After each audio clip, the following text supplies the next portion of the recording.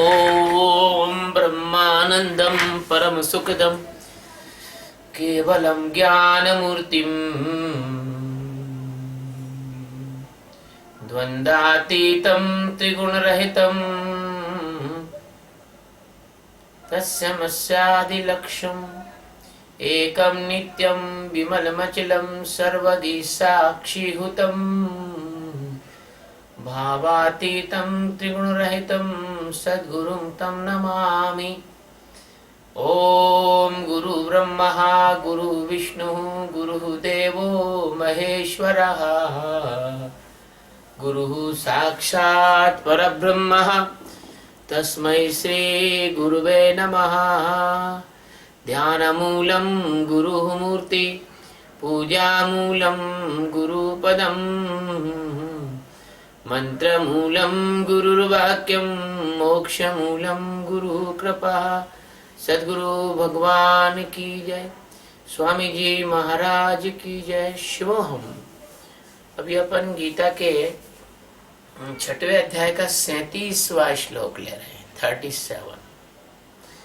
इस श्लोक में अर्जुन का जो मन है फिर दोबारा खड़ा हो जाता है। जिज्ञासु को जब तक आत्मज्ञान नहीं होता उसका मन खड़ा होता रहता है। तो अर्जुन जो है अपने इस श्लोक में 37वें श्लोक में भगवान श्री कृष्ण से पूछता है कि अयति ही श्रद्धा योपेतो योगाचलित मानसः अप्राप्य योग संसिद्धिं का गतिं कृष्ण गच्छति। अयति श्रद्धया उपेतः योगात् चलित मानसः अप्राप्य योग संसिद्धिं काम गतिं कृष्ण गच्छति। श्री कृष्ण, हे कृष्ण, अश्रद्धा उपेत जो योग में श्रद्धा रखने वाला है किंतु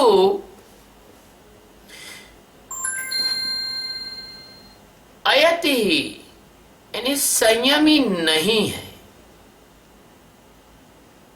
योगात चलित मानसः जिसका मन योग से विचलित हो गया है, ऐसा साधक, ऐसा योगी योग संसिद्धिम, योग संसिद्धि को अर्थात भगवत साक्षात्कार को अप्राप्य यानी न प्राप्त होकर काम यानी किस गतिम यानी गति को गच्छति यानी प्राप्त होता है।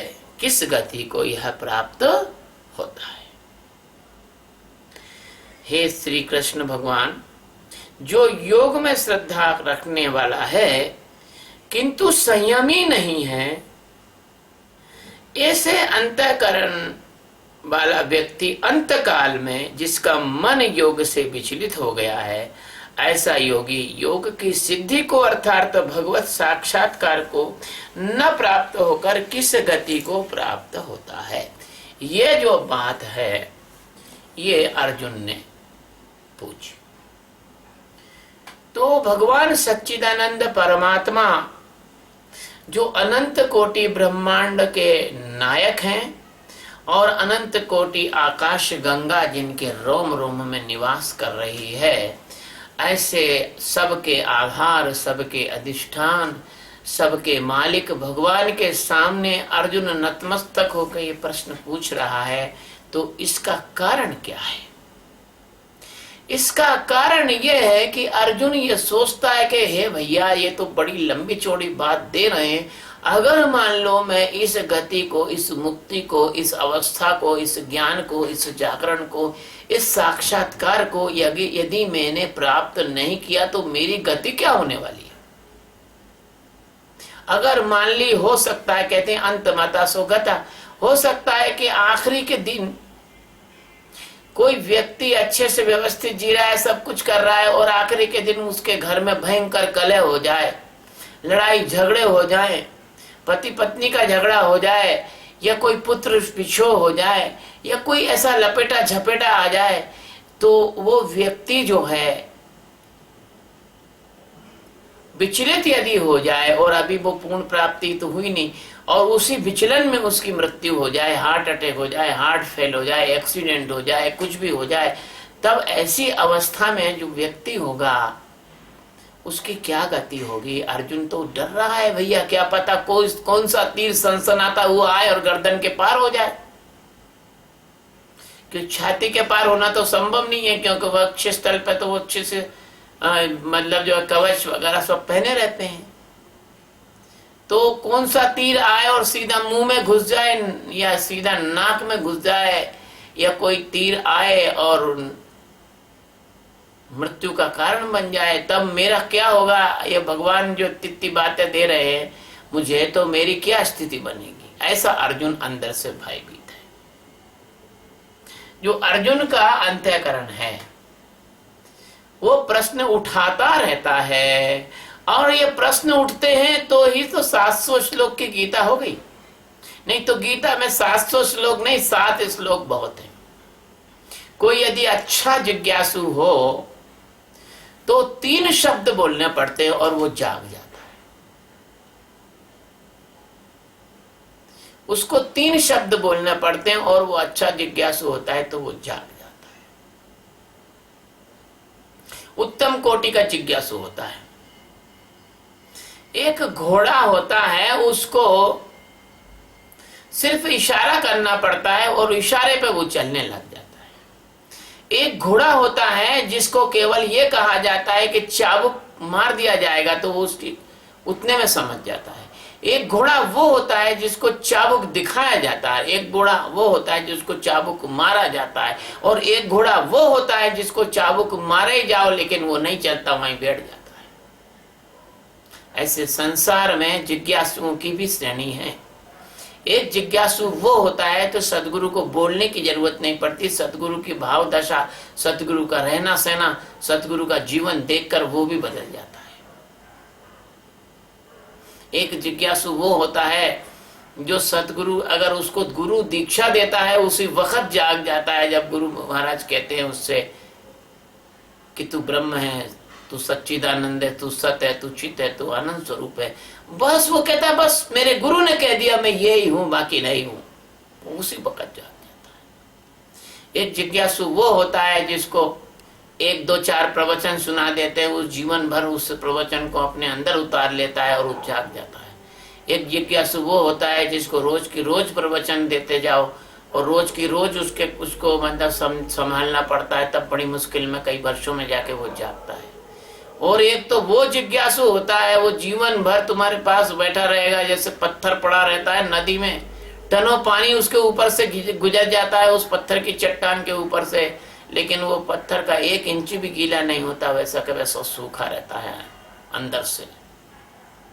तो इस प्रकार से जो अर्जुन है वो उस प्रकार का जिज्ञासु है कि इसके साथ बड़ी जिद्दोजहद, बड़ा लंबा चौड़ा मामला उसके साथ भगवान को करना पड़ रहा। अब उसके अंदर से एक नया प्रश्न खड़ा हो गया। वो पूछ रहा है कि भगवान ये बताओ कि कोई व्यक्ति अगर सदगुरु पर श्रद्धा रखता है, कोई आदमी सदगुरु पर श्रद्धा रखता है और सदगुरु के मार्ग पर भी श्रद्धा रखता है, किंतु क्या होता है कि उसकी जो इंद्रियां हैं वो चोरी चोरी मजे लेती है सदगुरु को। सदगुरु उसको समझाते हैं तो सदगुरु के सामने तो वो बड़ा वो हो जाता है, बाद में चुपके से उसकी इंद्रियां मजे लेती हैं, उसे मार्ग से विचलित भी कर देती हैं, क्योंकि उसमें यतियों जैसा धैर्य, धृति, क्षमता, समता आदि नहीं होती है।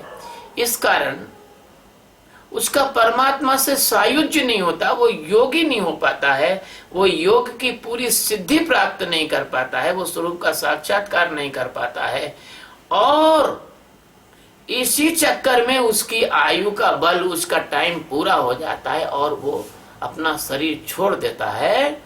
तो ऐसे जिज्ञासु की आगे क्या गति होती है भगवान? अर्जुन बहुत शंका में है। अभी अर्जुन की तरह हर जिज्ञासु शंका में है, लोग कहते हैं हाँ भैया आत्म साक्षात्कार नहीं हुआ तो फिर हमारा क्या होगा, हमारा क्या होगा? ये हमारे कर्म भी छूट जाएंगे और आत्म साक्षात्कार भी नहीं होगा, तो मुक्ति के मार्ग में हमारे बाधा भी आ जाएगी और शरीर का समय पूरा भी हो जाएगा। फिर हमारा क्या होगा? तो उसके अंदर एक इनसिक्योरिटी, एक असुरक्षा, एक शंका, एक अविश्वास, एक चिंता, ऐसी उसके अंदर से एक भाव दशा बनती है। तो वो कहता है कि अरे भगवान, ऐसा तो नहीं है कि अपन ने ये सब मामला कर्म कांड वगैरह बाकी की चीजें छोड़ दी, और ऐसा तो नहीं है कि फिर अपन से हनुमान जी नाराज तो नहीं हो जाएंगे, कि शंकर भगवान नाराज तो नहीं हो जाएंगे, कि अपने से गणेश जी नाराज तो नहीं हो जाएंगे, कि अपने से माता जी नाराज तो नहीं हो जाएंगे, कि यार उनके गुरु महाराज के कहने पे हमने ये तो सब छोड़ दिया और ये ध्यान हम करने लगे। कोई ऐसा तो नहीं, कोई ना इधर के रहे ना उधर के रहे, फिर चक्कर में ना पड़ जाए हम।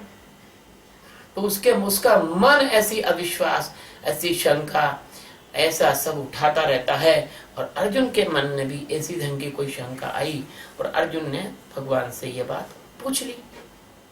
ये तो अर्जुन का प्रश्न नहीं है, ये तो तुम सब का प्रश्न है।